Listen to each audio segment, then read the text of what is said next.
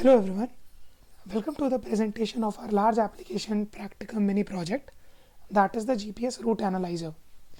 We are team 8 comprising of Piyush Goyal, Janvi Gupta, Ankit Baluni, Aditya Malvi and Akshat Kumar. The instructor as well as our client for the course is Dr. Padmanabhan Rajan. So first let us take a look at the problem statement. So the essence of the problem is to analyze a bunch of GPS data files.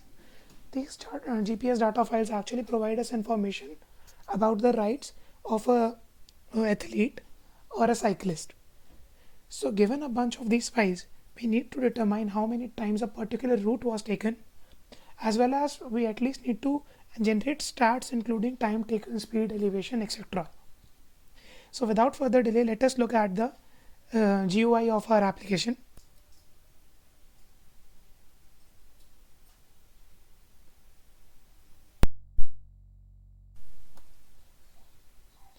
Okay, so here we go. So the first option is actually to select the directory in which all the GPS files are present. So in my case, they are present in sample files. I'll select it.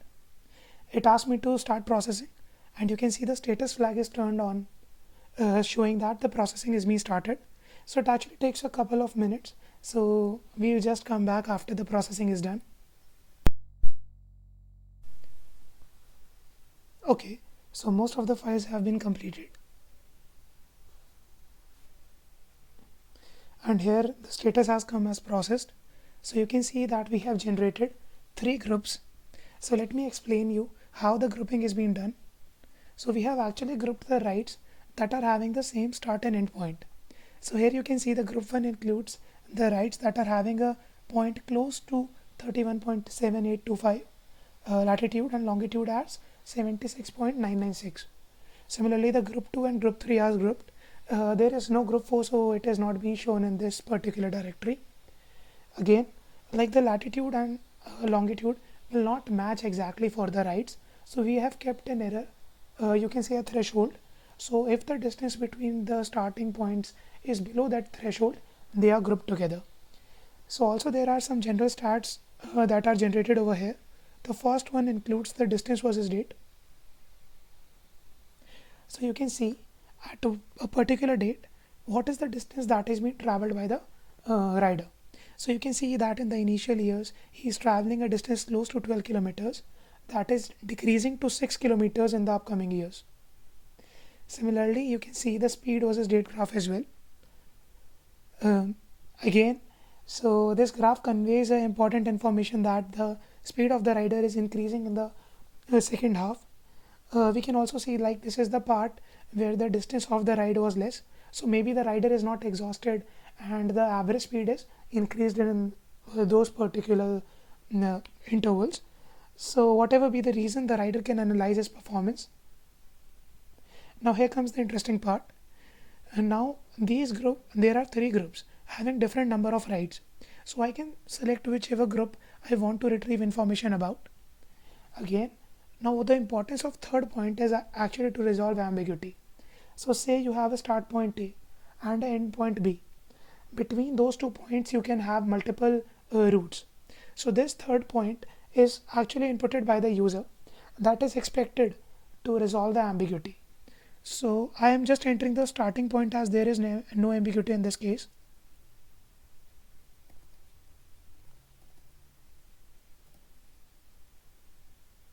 Right. So the distance is shown over here.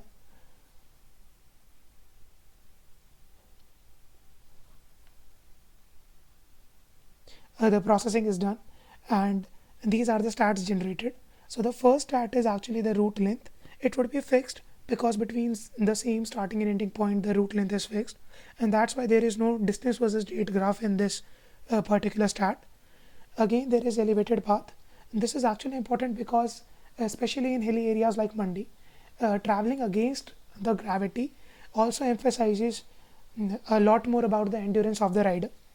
Again, we have the average speed. uh, this is that is 9.5 kilometer per hour in this case. The average time is 1.268 hours. Again, the maximum elevation is 1400 and minimum elevation is around 970. So there are three graphs generated in this case. The first one is the speed versus date graph. So this is very useful as the rider can analyze between the certain 2 points with increasing dates. Is he able to uh, achieve the same distance in a shorter duration?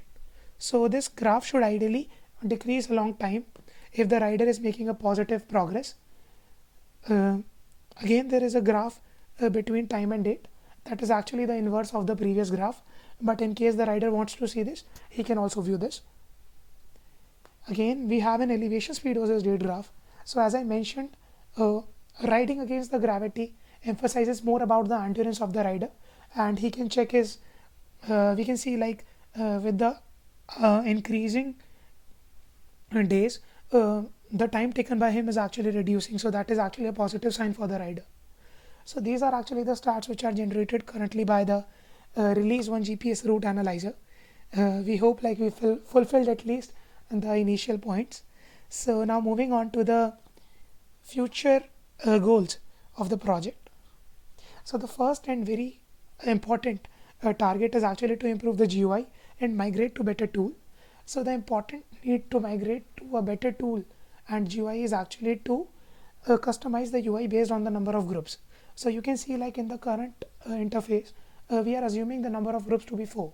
So say there are 5 groups, we cannot actually accommodate the 5th group currently. So we will try to make the GUI adaptable to different number of groups. Again, the second point would be to make comparison between riders. This point was mentioned by our client Dr. Padmanabhan, and this emphasizes that say there are certain number of friends, so you can actually compare your performance with your friends. Then the improving performance is actually a very important thing as well. So currently for calculating the distance, suppose there are 5 tuples, so we are actually calculating the distance between each subsequent tuples and then adding them all. So it is actually a bit of overhead. What we are planning to do is to calculate the distance between say after n consecutive rows. So we have to decide what the n would be so that the distance is also not deviating from the actual distance, and the computation time is also reducing. Also, each data frame contains a date along each entry. So we plan to make a new type of structure that will hold the date along the data frame so that the extra size of the data frame is reduced and the processing is increased. Again, the fourth point would to include reverse geocoding. So you can see in the current tool, you have to see the latitude and longitude and then maybe Google it to know the exact location. But reverse geocoding is a technique through which given the latitude and longitude, we can actually display you the correct location. So that would really increase the user experience. The fifth point is map allocation. That say uh, this thing is actually not certain. If the time and the scope of the project permits, we will try to find APIs through which we can actually plot the routes. And the last thing would be to generate logs, because we believe that each software must generate logs. If the user is facing some error, he must be able to track like what was the point of failure. So generating logs would be our future target as well. I hope like we could present this thing one to one and solve your queries according to our tool. In any case, we are more than happy to incorporate all the changes as suggested by our client. Thank you very much. This is it.